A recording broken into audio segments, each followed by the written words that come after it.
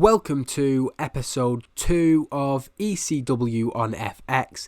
After a resounding victory in week 1 of the Thursday Night Wars, I'm going to put on screen again what we're up against with our war with TNA ongoing.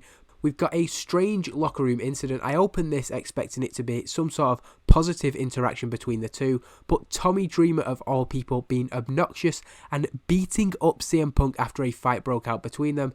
That really is a shocking thing to see to start a new episode, but we're going to have to do something. I don't want to fire him or suspend him, but I am going to find him because I think beating up CM Punk is really not on. It's really too far. If it was maybe ruining his rental car or one of the more minor things, we could give him a stern warning, but beating him up, not that I think Tommy Dreamer would probably be, I don't know how tough either of them are really, but Balls Mahoney happy with the knock on. CM Punk wanted him fired basically. But yeah, that's the reaction to the start of the show. I'll now get onto booking it. So we're back inside the Hammerstein Ballroom, following up last week's episode with Rob Van Dam coming out to open ECW on FX. The commentator is putting over his return to the company at the end of last week's show, the first time we'd seen him in over 3 months. RVD cut a promo on coming back for the ECW World title that he had to hand over due to injury, and also to settle old scores with Jerry Lynn. He asks for the footage from last week to be shown on the screen. RVD taking down both Rhino and Jerry Lynn, but not getting to do what he wanted to, which was set up a 5-star frog splash on his old rival. Out of that, RVD says that before he deals with what happened last week, he made a call to Paul Heyman because he'd heard that Sonny Siaki was about to get cut from ECW, and if he's honest, he thought that was the right call. Rob then jokes that he actually saved Sonny Siaki's job in order to get revenge for the attack on that night in November at the pay-per-view that took him out of action. He then asks for that to be shown on screen with the footage that was caught of Sonny Siaki running over RVD in the parking lot, the CCTV footage.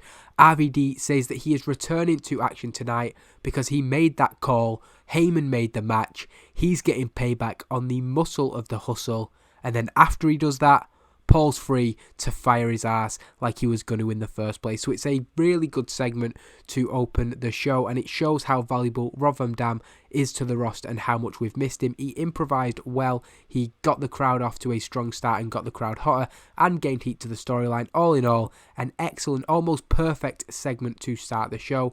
Following Rob Van Dam's promo, we go into the title sequence of the show, Joey Styles and Taz promoting what's happening tonight on ECW on FX.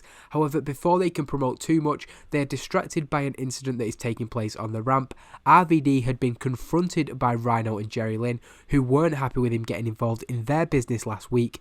RVD brushed off the newly formed alliance and headed to the back. He had other things to focus on, but Rhino told Rob they'd see him tonight after his match with Sonny Siaki and they'd deal with RVD. Rhino not doing well without a script there, and it's a decent okay segment. We're going to then the commentators getting their chance to speak. They introduced footage from last week showing Teddy Hart's successful singles debut in ECW, continuing the great start to the ECW careers of the New Hart Foundation. Harry Smith and TJ Wilson will now team up to keep the momentum going as they face C.D. Anderson and Stevie Richards in the opening match of ECW on FX.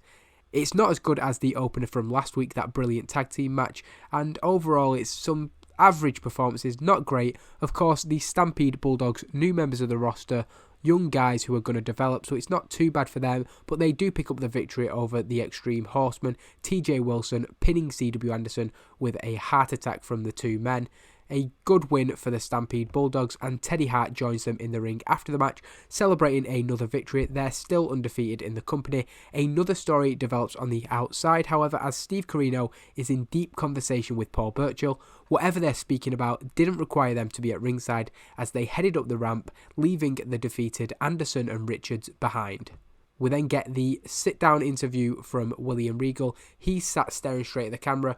To his left-hand side is Nigel McGuinness.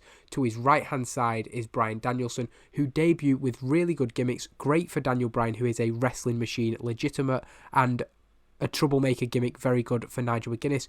William Regal says that it doesn't matter why he is in ECW, what did matter is who he's bringing with him. Introducing the FX audience to Bryan Danielson and Nigel McGuinness, Regal calls the two men world-class competitors, saying that they are aiming for the very top of ECW. That would begin next week as Nigel McGuinness makes his debut in singles competition. So an excellent segment and a brilliant introduction for the two newcomers, Bryan Danielson and Nigel McGuinness. Most people will know a lot about these two of the best wrestlers of this era, certainly considered to be two of the best independent names.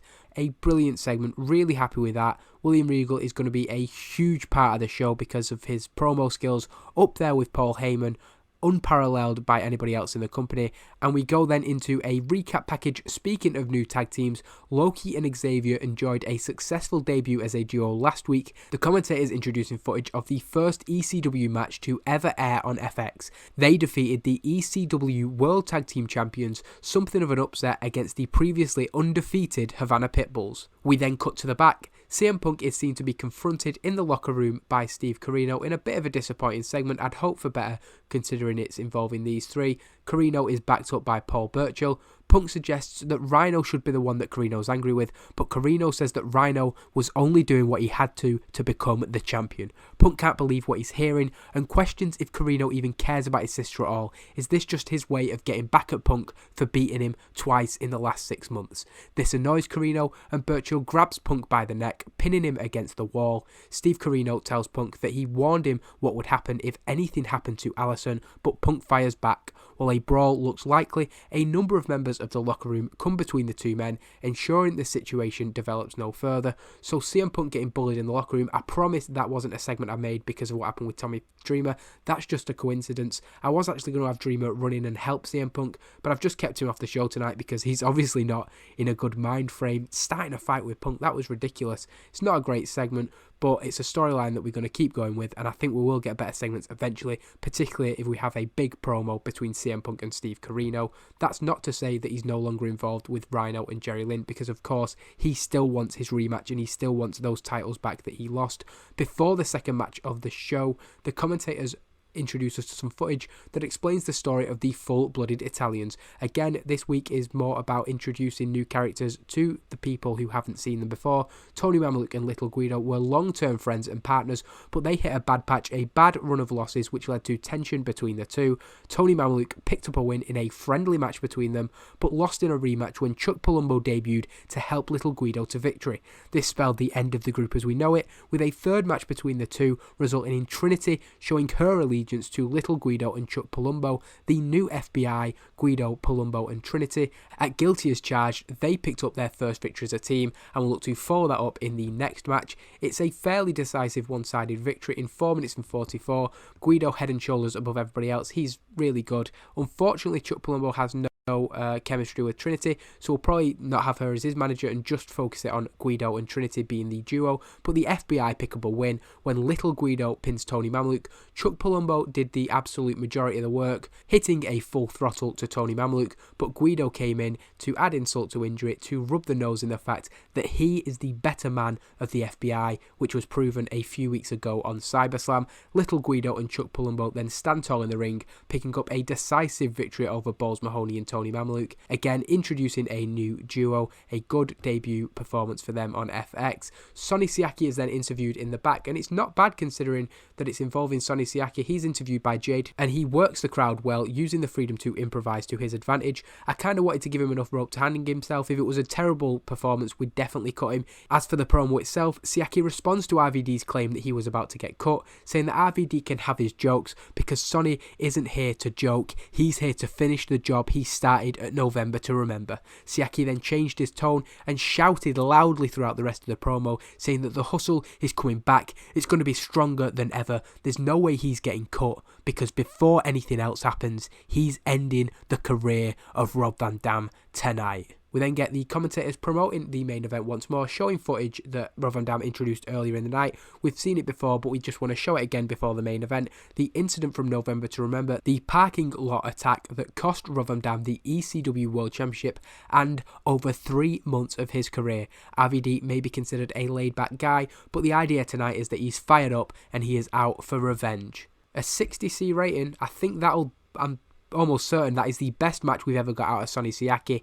He doesn't really get too much offense in. He overpowers RVD for the early goings, but this really is a showcase of Rob Van Dam. The match does go to the outside, but we do have countouts and disqualifications in ECW now, so they had to be careful. RVD eventually picking up the victory with a 5-star frog splash in just 8 minutes and 28, so it's not a long competitive match, but it is a solid, straightforward victory for Rob Van Dam. After the match, a convincing return to in-ring competition is put over. The former champion joined in the ring though, as promised earlier by Jerry Lynn and Rhino. They had revenge in mind for what happened last week, as they were angered that Van Dam had saved CM Punk from further damage following the main event. They thought they could take Punk out completely, but that was not to be the case. RVD was ready to face Jerry Lynn and Rhino alone. He wanted to fight, but he didn't have to face the odds alone, as CM Punk ran down to the ring. CM Punk and Rob Van Dam once again worked together in back-to-back weeks. Rhino and Jerry Lynn retreating once it was clear they didn't have the advantage that they thought they had. CM Punk and Rob Van Dam shook hands in the ring, a mutual respect between the two, having had each other's backs in consecutive weeks. Punk then taking a microphone from ringside to send a message to Lynn and Rhino. He said that he would have been out to help quicker, but he spoke with Paul Heyman on his way out from the back. Punk said that he requested the match, and Paul Heyman agreed. Next week, in the main event, it will be Rob Van Dam and CM Punk versus Jerry Lynn and Rhino. So a decent end to the show after a solid main event. But more importantly, we're setting up what I think will be an excellent match in the main event of next week's show. 4 solid, good performers, and it's a 64C rating. I'm happy with that. It's not as good as last week, but we did put a lot into making sure last week was an excellently rated show. We did have some very good high points. RVD's opening promo, Regal's sit-down interview, and a pleasant surprise with Rob Van Dam getting something out of Sonny Siaki that we've never seen before. Perhaps saving him from the cut. Perhaps not, because he wasn't actually that good. We'll now go on to see how the ratings did, and hopefully it can be another victorious week for ECW in our war with TNA. So there is a slight drop for us, going down to 1553560 with a 2.07, but considering debuts always get a bit of a boost, it's not too bad really. I'm quite pleased that we've maintained a large portion of the viewership figure. We'll check how Impact have done. Hopefully they've not done too much better.